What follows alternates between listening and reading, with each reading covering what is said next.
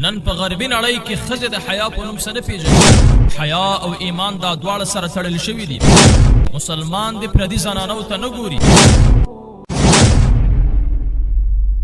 حیا او حجاب دا د اسلامي ارزښتونو د جملې څخه دي. حیا د ټولو ناکاره او د عفت مخالف خویونو او کارونو په مخ یو ډال دی. حیا انسان له ټولو فحشاو څخه ساتي. حیا د ټولو نیکیو سرچینه دی او د هر ډول بدیو څخه مخنیوی کوي. د اسلام په مقدس دین کې د حیا لوی مقام دی. لکه په یو حدیث کې راځي چې حیا د ایمان یوه برخه دی. عبدالله ابن عمر رضی الله عنهما فرمایي ان رسول الله صلی الله علیه وسلم مر على رجل من الانصار وهو يعظ اخاه في الحیا. نبی علیہ السلام په یو انصاری سړي باندې تیر شو په داسې حال کې چې هغه خپل ورور ته د حیا په حق نه نصیحت کړ، یعنی له ډېر حیا څخه یې منع کاوه. فقال رسول الله صلی الله علیه وسلم دعه فإن الحیاء من الایمان. پیغمبر صلی الله علیه وسلم ورته وفرمایل دا په خپل حال باندې پرېږده ځکه چې حیا د ایمان یوه برخه دی. حدیث کې راځي رسول الله صلی الله علیه وسلم فرمایلی الحیاء خیر كله، حیا سراسر ټول خیر دی.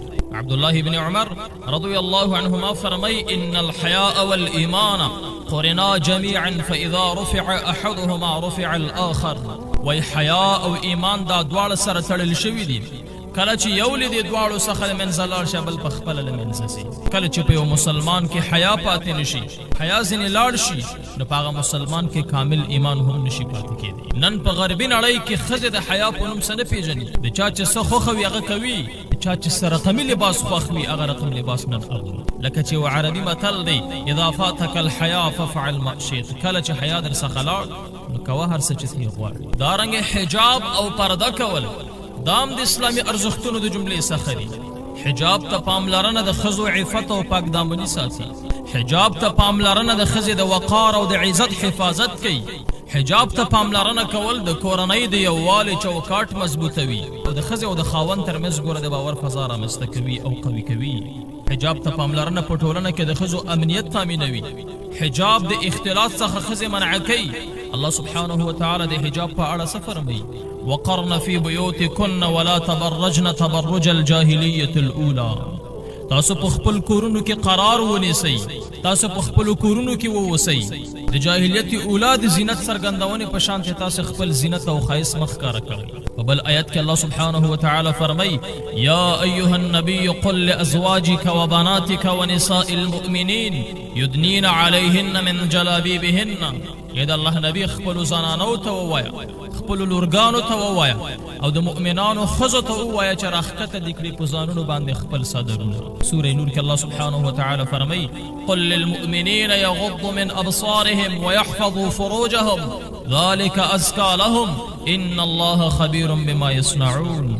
پیغمبر ته مؤمنانو ته ووایه چې خپل سترګې د له نامحرمو ښځو څخه ټیټې ساتي. مسلمان د پردي زنانو ته نه ګوري او د خپلو فرجونو یعنی شرمګاهونو ساتنه دې کوي. دا د دوی دپاره ډېر پاکیزه دی. بله شکه الله سبحانه وتعالی ښه خبردار دی په هغه څه باندې چې دوی کوم کارونه کوي.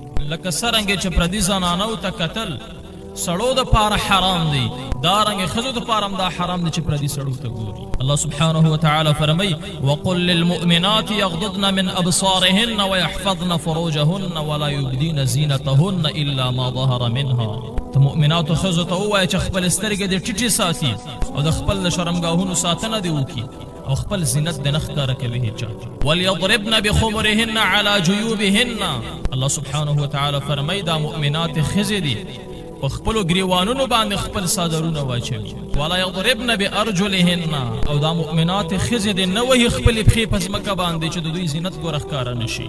ام سلمه رضی الله عنها فرمایي لما نزلت يدنين عليهن من جلابيبهن خرج نساء الانصار كأن على رؤوسهن الغربان من الاكسيه.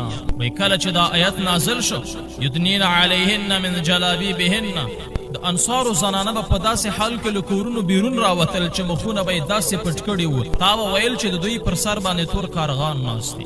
حضرت عائشه رضی الله عنها فرمایي کان رسول الله صلی الله علیه وسلم لیصلی الصبح فینصرف النساء متلفعات. کله به چې رسول الله صلی الله علیه وسلم د سهار لمونځ ادا کړ، د سلام نه وروسته به ښځې خپلو کورونو ته بیرته تللې په داسې حال کې چې ځانونه به یې پیچلي وو په څادرونو خپلو کې. په بل حدیث کې راغلي اسماء رضی الله عنها څه نازکې جامې اغوستې وې. رسول الله صلی الله علیه وسلم ورته فرمایي یا اسماء ان المرأة اذا بلغت المحيض لم تصلح ان يرى منها الا هذا وهذا واشار الى وجهه وكفيه. اسماء کله چې ښځه د حیض عمر ته ورسیږي یعنی پیغله شي، مناسبه نه دی چې د بدن یو برخه یې ولیدل شي مګر دغه او دغه.